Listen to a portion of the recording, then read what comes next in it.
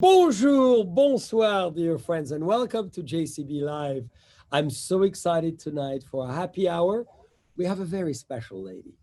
As always, you're going to say everybody's special. And of course, they got to be on JCB Live. She's very unique. She's very emotional. She's very sensitive. She's very powerful.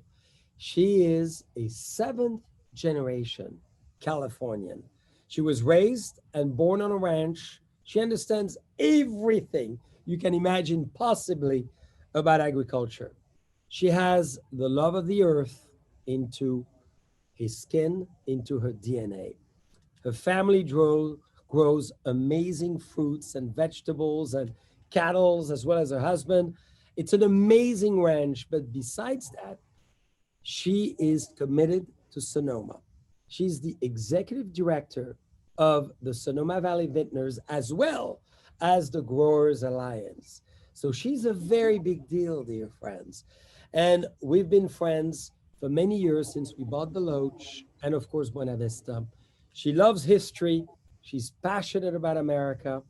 And she loves the sense of pioneering that this amazing country represents. So, dear friends, I'm delighted to bring a true American, a powerful woman. All of you ladies, get hold of Maureen Cunningham. She is insanely fabulous and contagiously talented. Maureen, would you come? The cork is coming out. Yes, yes, yes. The cork is, oh, look at this. This is, you see the excitement you give me? It goes all over the table every time I speak about you. And back to you, John Charles. Mine just went all over the floor as well. Well, Cheers. it's a good sign.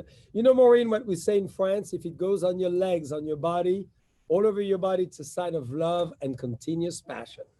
Ooh la la. And it serves us right. We're drinking 69, JCB 69. So, Maureen, the last time we physically saw one another is we were at my birthday party.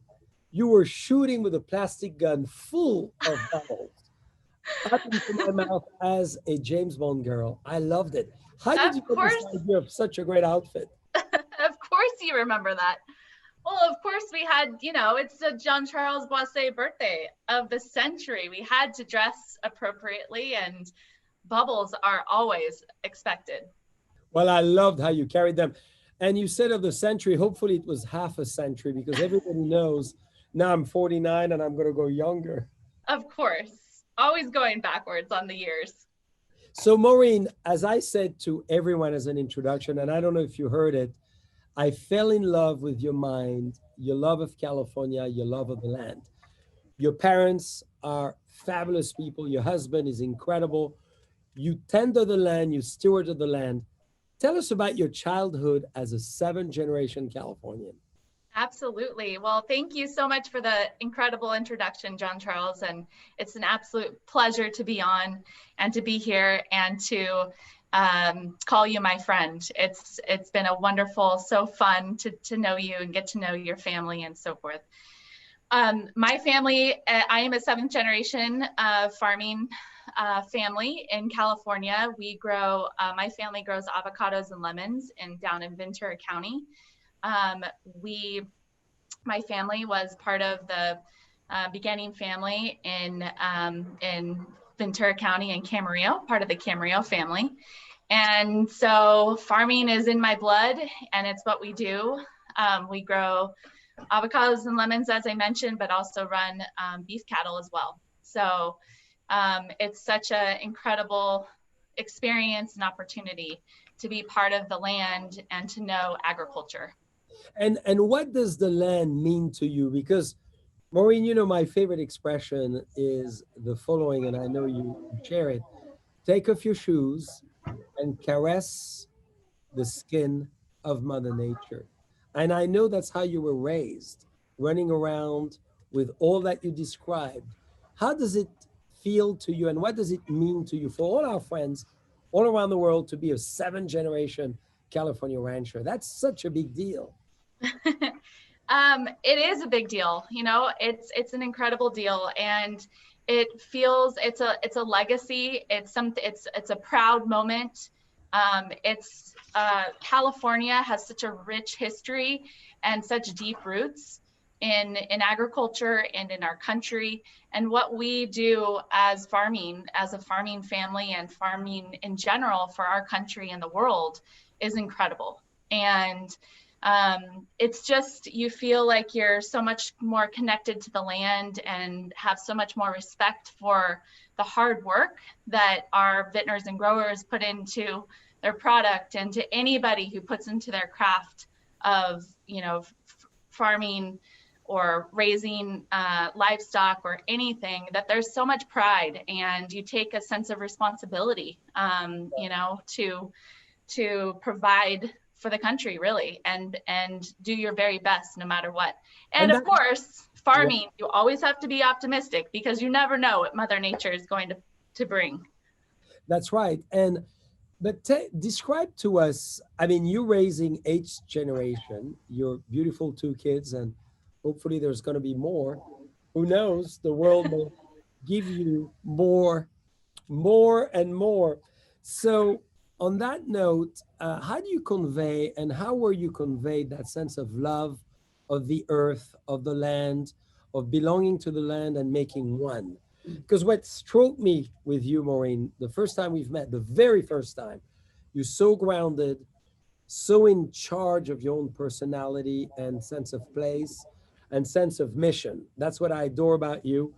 And how did you get that? Because I think we have a lot of friends from all over the world who wants to give that to their kids, including me. So give us an advice there and how you got it. Wow, gosh. Advice on that. I think it really comes from your family and your mom and dad and your grandparents and all of the people that you're surrounded with, to always be honest and to be hardworking and to follow your passion and to do what's right, and you just know that, and to feel what's right and do what's right. So for me, with our kids, of course, I think I found somebody, my partner, my husband, who I feel, by the way, shares the same values. Thank you. Cheers. Shares those same values, and it's something that we work, every day, as as a parent, to instill those values that you learn from your parents and your grandparents and your family, to instill them on a very, very early, at a very, very early age, from, just being honest and having a conversation, being able to talk to the older generation. I mean, that's one of the things I love about my kids is we live here in Sonoma, downtown, of course, just no less than a mile away from Buena Vista. And my nanny, she would walk our kids on the bike path every day, all day, and everybody knows them. And the older generation, the older folks that are our neighbors, they always say, "Oh, we love talking to your kids, and we love their stories." So it's really all about that. It's taking them in at a young age and having them experience, what you do, and experience talking to older people, experience telling stories, experience learning about their history. It's all about that. Well, and on that note, what does it mean to be seven generation Californians? Because we all know a few blocks away from your own house, where you are right now, the Bear Flag Republic happened. And then in 1850, California, joined the Union, the United States. So it's only 170 years ago. It's very recent in many ways. So how does it feel to be seven generation? And then I have a following question on that. Seventh generation, gosh, how does it feel? And what does it mean, maybe, and how important is it? Because, always, Maureen, the context I always hear as a Frenchman coming in, "Oh, you've been around for 20 centuries. True, but America has done so much in such a short period of time. And I think there's a big proud, and we ought to be proud of the American flag, the American passport, not just as a country, but as well as individual practices like wine and farming and ranching and livestock and all that. So how does it feel, and what's the message? And then how do we preserve that? Well, I think that just like fine winemaking, as a seventh generation or as a multi-generational family, you keep improving with age. Yeah. And it really does, it's really all about curating and cultivating and innovating to continue to build off of the incredible roots that your family has built and instilled as you grow up, and as you come into your own in adulthood, and as you build a career and continue have a family, you build off of that foundation. And because you're right, there is a sense of pride and there's a sense of responsibility that you need to continue, that and truly that you're proud of. So that's, I think, what it means to be a seventh generation family member in California and the United States. It's really about continuing that innovation and curation and cultivation of whatever you're doing. And what do you think are the key attributes to be able to continue this amazing vision and message on the land and agriculture in California? Well, I think, I see it. I see it in you, John Charles. I see it in many of our vintners and growers here in Sonoma Valley that are multi-generational. It's passion. It's got to be about passion first, because if you don't love what you do, you're not going to have the passion and the commitment and the dedication to keep working and to keep innovating. And of course, innovation, I think, has to be there. And, again, I look to you, John Charles. You've got to continue to be fresh and to continue to be fresh and to continue to tell your story in a fresh way that continues to connect with people or continues to make your business better, and always improving, right? But also keeping a good sense of that foundation and those roots that you were built from. Well, thank you for saying that on us, but revert to you. So, where would you like, before we move to wine and the vintners and all the things you're doing, obviously on a big scale, for you as seventh generation Californian, the owner of an amazing ranch, avocado, lemon, cattle, where would you like to see it in 100 years? Oh my gosh. Or 50 years, 25 years? And I ask you that question, Maureen, because I think besides pride, there's a true identity that you're building, practices that you're instilling, quality, quality, quality. When we speak about California around the world, this is quality. This is not low-end, entry-level products. Your lemon are the best. I've tried your avocado for the last 8 vintages, and I love them even more than ever before. Try to emulate it here in Napa and Sonoma. There's no way. And your beef is incredible as well. So how do you continue this and build it, and where is it going? Well, I think that you continue it for 100 years. The goal and objective is, if possible, to keep it in the family. And what that means is that you've got to continue to build on a business model that is, economically viable, first and foremost, but then also that continues to improve upon time, that is, sustainable, if you will, from a community. I want to see that our family continues to be supportive of our community and what our community needs, so that we can continue to be there and to farm and to produce. That's important.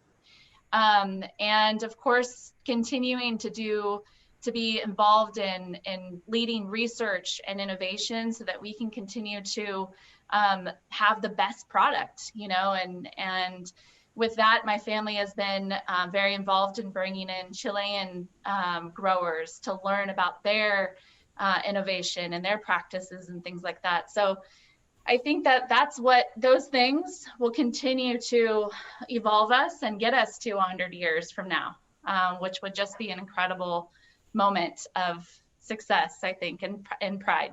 Well, congratulations for looking forward and taking into account all the modern and innovative techniques. Now, Obviously, Maureen, as everybody will discover you more if they don't know you, you an incredible leader from your family business.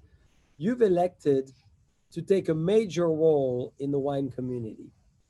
Before I get to the role, what inspires you to be who you are and to constantly, for all the women out there, because you're true phenomenal examples for so many ladies and men, of course, but ladies specifically as your path, you could have said, okay, I'm just managing the ranch and that's it. But you're building a family, you're being an amazing leader in the world of wine. What inspired you to be that person? Uh, my inspiration, I think, as much as we've talked about it, has truly been my family, and Correct? I think that my family, I was given the opportunity to have such incredible experiences as I was growing up, and so to take that and to be able to take it into another industry and to be able to work with other people that are just as genuine and authentic and really proud of their craft as well, and to be able to work in agriculture. Those are all kind of the inspiration, pieces to build up into, like, coming to Sonoma Valley, the most incredible, one of the most incredible places in California. You want to be in a place that is just as beautiful as your home, and I think that's why I was so drawn to Sonoma Valley, of course. And qualifying question on that. What inspires you really, besides your family, which we get your overall mission and vision and direction and guidelines and the DNA of who you are, but what inspires you to be so phenomenal as a woman, such a great leader, such a great inspiration, such a great rallier? You bring people together. What makes, tell us. Well, I think it's an easy answer, actually. Work hard, play hard. And I think that there's a lot of pride in, what inspires you to work really hard and to be able to develop really great programs and to be able to connect and be proud of what you develop, but also to be able to play and to be able to have fun and to be able to connect and have an incredible network of people that you meet who are so interesting and passionate, to be able to call your friends and to be able to know and connect with them on a personal level too. That's what's inspiring, is to be able to really reap the benefits of hard work. And everybody likes to have fun. Oh, really? So talking about that, we got to pour the next wine because starting with JCB 69 is never enough. Let's Okay. go to the oldest winery in California, which is, I believe, without making any other vintners jealous, one of your favorite, of course. Well, of course. And it was our favorite together before we were born because this is the beginning of California. The birthplace of California wine. And we try to find something of a wine as unique and old as your family ranch is. And it was difficult because you really started California. You're part of the founding families of this amazing place. But Maureen, I really want to raise my glass as well to the next part of what I really want to talk about is your role in, not this time avocado, lemon, cattles, but really grapes. You were one of the youngest executive members of this amazing group, of course, at the Vintners. So tell us about, as we cheer on wine and we're looking at each other in the eye, because if we don't, what does that mean? It's 7 years of bad karma. Is it what it is? Yeah, bad karma, exactly. We won't go any further than that. Yeah. So how was it for you to say, I'm a young woman, I know the land, I want to be a director at one of the most influential wine group in the world today? So give us your background on this and what was your process and what you're doing today with it. Sure, absolutely. So in 2005, I graduated from Cal Poly San Luis Obispo, best university. Great school. And I actually a good probably friend of yours and neighbor of yours.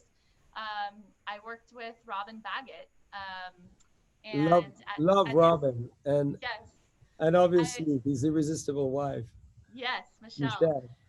So I worked actually, I did a harvest internship at Tolosa down in San Luis Obispo. And, the stars aligned. I had just come back from Spain, my year abroad. And I then moved into my senior project, which was raising money for the Wheelchair Foundation. And I needed to hold an event, an auction, of course, at a stunning place. And so, of course, I asked Robin and asked if he would host the event, and he said yes. And so, of course, we made hundreds of thousands of dollars, not exactly, but more than we've ever made, or Cal Poly had ever made before. And we were able to send mini wheelchairs down to Nicaragua. And that sort of was the turning point in what I was going to do next, because my concentration was in farm and ranch management, but I really caught the bug, and I loved all the energy in the wine, in the winery, and in the cellar. I really loved that. I loved the event side as well, raising money for different things. And so I thought it would be great to, of course, work at a winery. And I thought, well, I should probably go to Napa or Sonoma, of course. So I hopped in the car and, along with my mom, drove over the Golden Gate Bridge for the very first time ever. And drove around and got to know Sonoma and Napa and Alexander Valley and Russian River. And turns out the Sonoma Valley Vintners and Growers was hiring. And that was I had an interview. It was successful, and it was my very first, there we go, entry into wine. From that great interview, crossing the Golden Gate for one of the first times, you became now the director of it. You run it just a few years later. So how does that happen as a phenomenal young lady who has a goal? Give us the clues of that so we can all be following the same path. Um, as my dad would say, well, you were pretty lucky, Maureen. Right place, right time. But I think it really, truly, things are meant to be, and certainly where you are supposed to be in the world, it kind of works out. But I did my first auction in 2005, and from there it was an incredible opportunity to see all of that hard work and dedication to our community to raise so much money, to be able to really become passionate about what the auction meant, and what it meant to be able to invite wine lovers and consumers from all of the world to come and experience Sonoma Valley and meet our vintners and meet our growers. And so I think it was, really at that moment when it became an opportunity to really feel like, wow, this organization has something special to offer, and to be able to be there for our members. And I guess that's when I felt like I needed to be part of that, and needed to charge forward and grow the organization as much as possible, and take that opportunity. And you did with such insane success. And we got together, of course, to co-chair with our very dear friend, this. We love Joe and Mary. Oh, they're amazing. And it's Benovia Winery, dear friends, for all of you with us, an incredible winery. And we share the same road. Whenever you go to the Loach Vineyards, we are neighbors and great friends. So, but Maureen, tell us as well, as a young lady, how do you recommend as well? Because you just graduated. I mean, frankly, you were 21 years old, 22 years old, and now you run the show. How is that possible? What do you advise to all the ladies specifically? And I say ladies because the wine world for too many years excluding my mother, who was the founder of the winery, obviously 50 years ago, you know, a man's world. And how do you succeed with all the growers, the farmers, the vintners, as a great woman, to be listened to become a leader, and to influence them so greatly? Tell us about that, because I want to go deeper in this, because so many ladies, as you know, as a company, we over 68% women, not to say the right number, 69, like our wine. And I'm a huge believer of women in business and leadership. All our management team are women, really, at the top level, and they perform much better than I could. Explain us that. Again, I hate to continue bringing my family into the picture, but I think that I was raised, I was raised right there next to my dad, my uncles, my mom, and we were always taught that we could do anything that we tried. Yeah. And so you sort of start with that foundation, and then from there. And so what you're saying, in other words, not that I need to translate your perfect English by a French accent, but It sounds more lovely. Well, audacious, do it, try, you can do it. Absolutely. And so if you start with that, but then you really have to, coming into a new industry, coming into a new place, a new community that is so rooted and that does have so much to offer. I think the very first thing is about listening and learning and opening your heart and opening your mind to everything that this community has and to the members, so that you can, because if you're not within it and you're new to the industry, how else are you supposed to learn? So I think that that's a key asset to being a strong leader is really listening and learning. And then from there, determining what the main objectives are, for the region. And that's, of course, developed from what you just listened and learned from.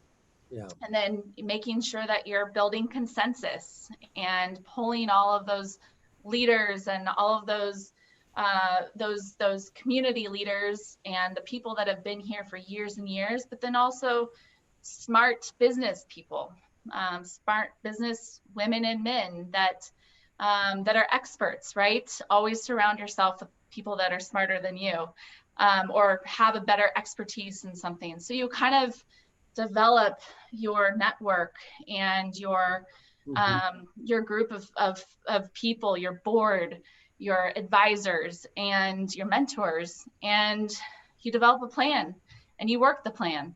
I think that is what I've sort of leaned back on to become a leader, and is has worked. And you continuously have to improve, and I remember sitting down at a lunch with Angelos and Giacomo, and I sat down next to him, and I was so honored to sit next to him. And I think I'd said something about, it was an auction lunch, and I had said something like, "Oh, we did so well. Wasn't it fantastic?" And of course, his family was part of it. And he said, "Well, of course, but you can't rest now." And I think that definitely ties into being a strong leader is you've got to always continue to work hard and to have that continuous improvement and always looking towards your goal. Well, and as a woman, I think that I've never really felt any different, that, things are different for me because I'm a woman or not. And so, I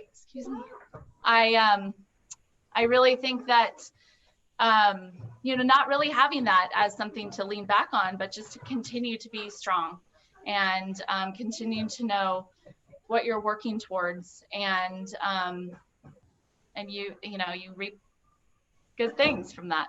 I totally agree. So well said. So well explained, Maureen.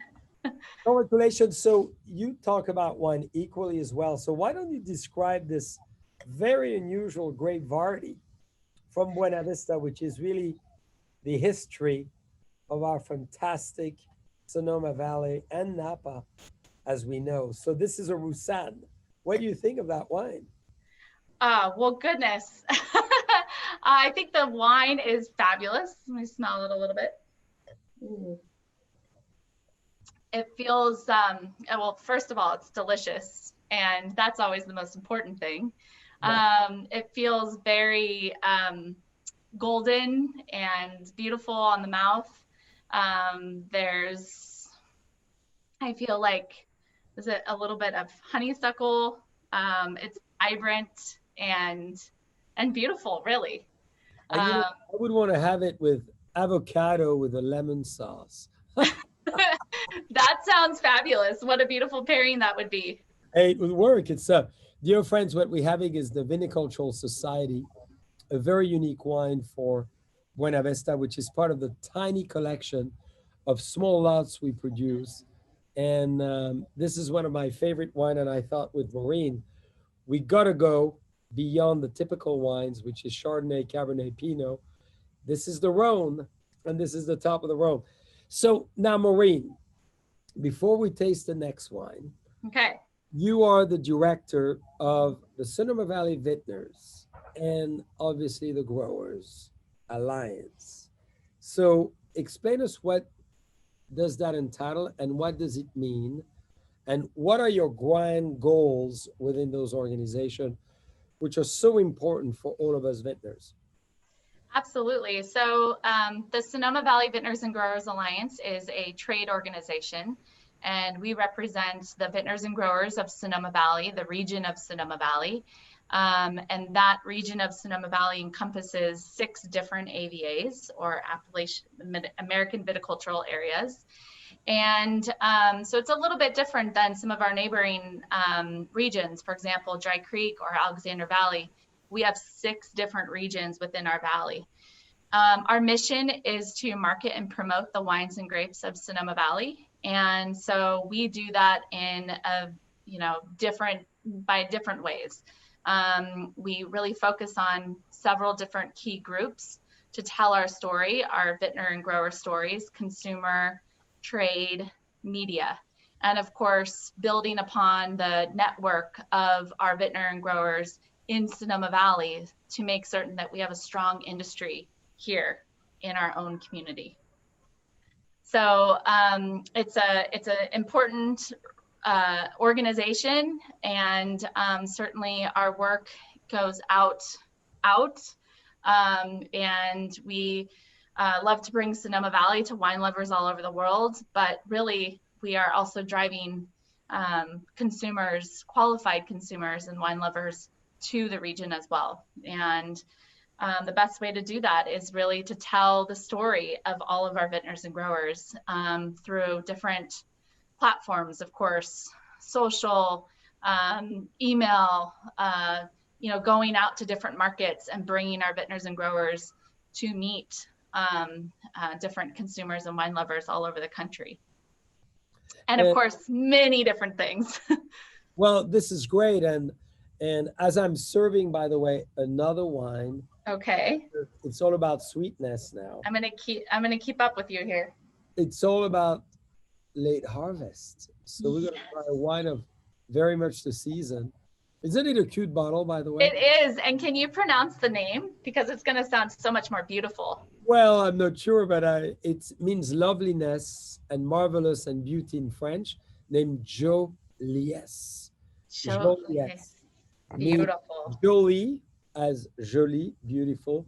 Jolies means that very petite, beautiful vision.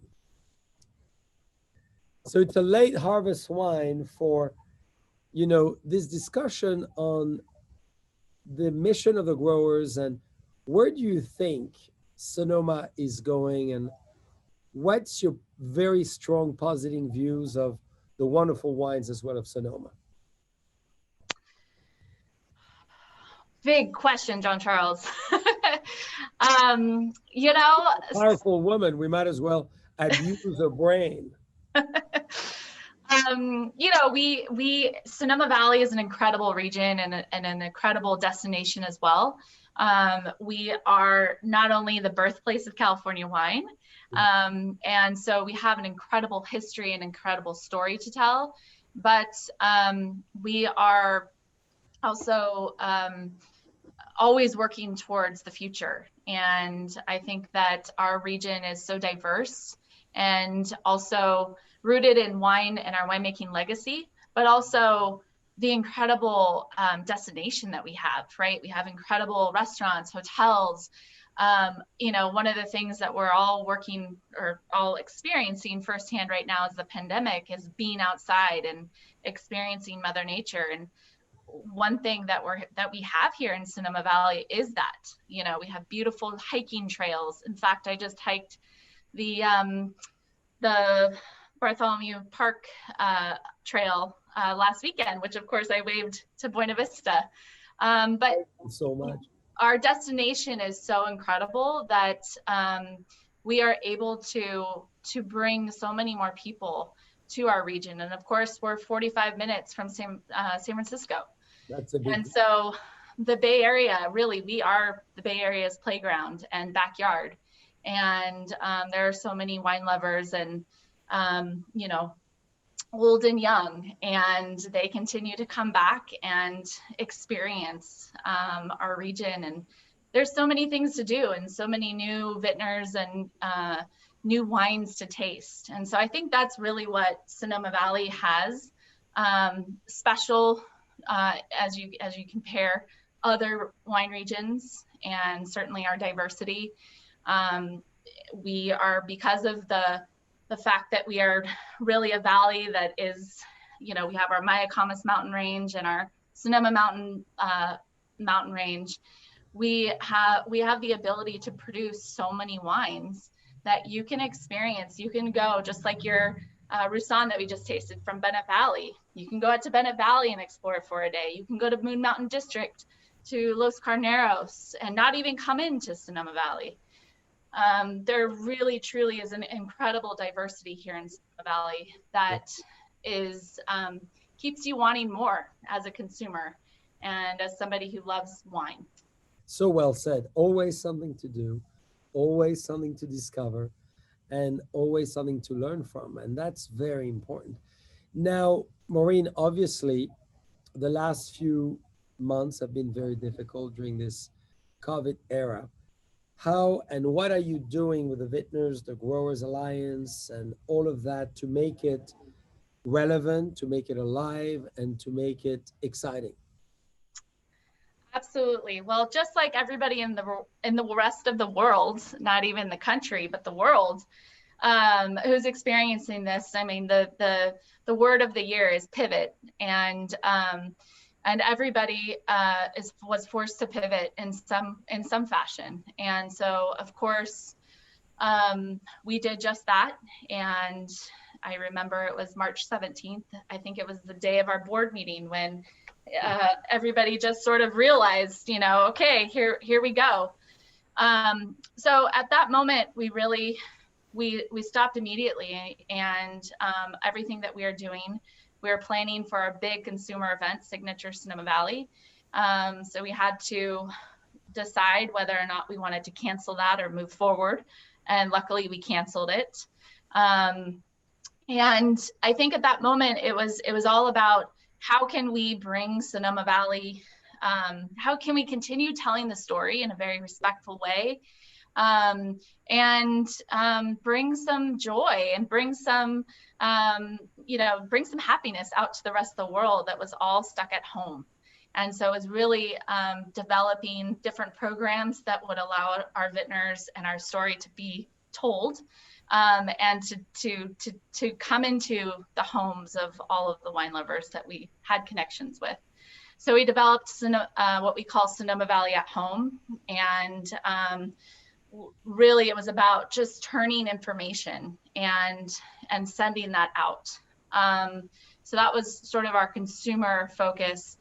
It was also really important to look inward and as an organization to make certain that we were providing consistent immediate information to our members, our vintners and growers, who were, you know, having the rest of the noise around them of all the other things that they had to manage and balance as a business.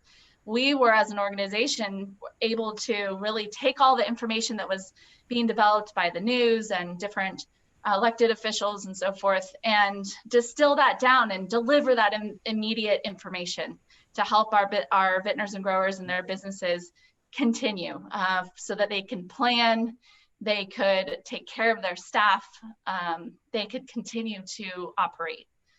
So again, those are just a couple of the things. A lot of brilliant actions that were so important to do as action items that you did in the right time at the right place. Congratulations for that. So action oriented. Thank you. And that's just a few examples, of course, because you've been active every single day over the last 300 days. That's March true. 17, St. Patrick's Day will be that very famous date. I remember it was Gina's birthday of all Oh things. my gosh. Said, where is the world going? So on that note, for your final statement, we have a little dessert wines. We thought, unusually, except in Bordeaux, of course, in the Saint-Emilion region and, you know, a few Sauternes area, we love Sauvignon Blanc or Sémillon as a late harvest wine. So we picked this one. So tell us what this one makes you think. And Maureen, as the closing statement, because I know together we could speak for hours and days, which we've done throughout the years. Give us as well your wise advice, comment, or message to the world as a young, very successful woman, owners of a significant ranch and family business, leaders of the Vintners and the Growers Alliance. Combine all that into a world message of New Year's. Oh my gosh, John Charles. The wine is not as sweet as you. But... Exactly. First of all, this is a beautiful wine. Of course, I smell a lot of citrus a little bit, maybe some pineapple, beautiful. Again, that honeysuckle kind of coming through, and really bright for a late harvest, and beautiful. I could drink it all day right now. In fact, maybe we should do that. So beautiful wine. Thank you for sharing it with me. And of course, from a Sonoma Valley vineyard, which we love. Yep. So thank you. And, you know, other than to make sure you always wear your red socks, John Charles. Look at what we have today. We have a little bit of a leopard theme because we know besides the great cattle you raise, you are yourself a great leopard. Maybe you would be more even a tiger. Because you have to intimidate, attack, convince, and make things happen. And so for the, you know, parting words, John Charles, I think, again, looking back at you, to continue to have a spice of life and to continue to be passionate in all that you do, from family to work to community, to be passionate about something, choose something and be passionate about it. Don't lose that.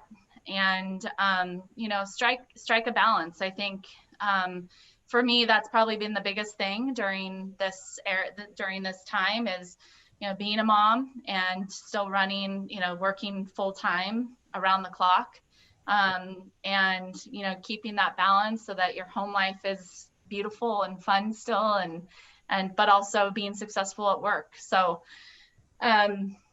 keep the balance, have fun, and enjoy life. Wow, what a statement. And coming from a young, fabulous lady with great parents, fabulous family lineage, a great husband, a great business, and an enormous community player, because you all need to realize Maureen has raised tens and tens and tens of millions of dollars. It's not just that $215,000 she did with our friend Robert Baggett in 2005. It's, you know, 10 times, 100 times, 200 times that. and as well being a great mother. So Maureen, as always, I wish we could continue for 3 hours. Maybe I'll call you offline. Okay, I'd love that. Of course. And I really want to thank you for all what you've done. You know, we've been part of the community of Sonoma since 2003, and with Buena Vista 2011. You've been amazing. And you've been a great leader, a great inspiration. You made us do things we never thought we could. And I speak about the Anderson family and us, but many others.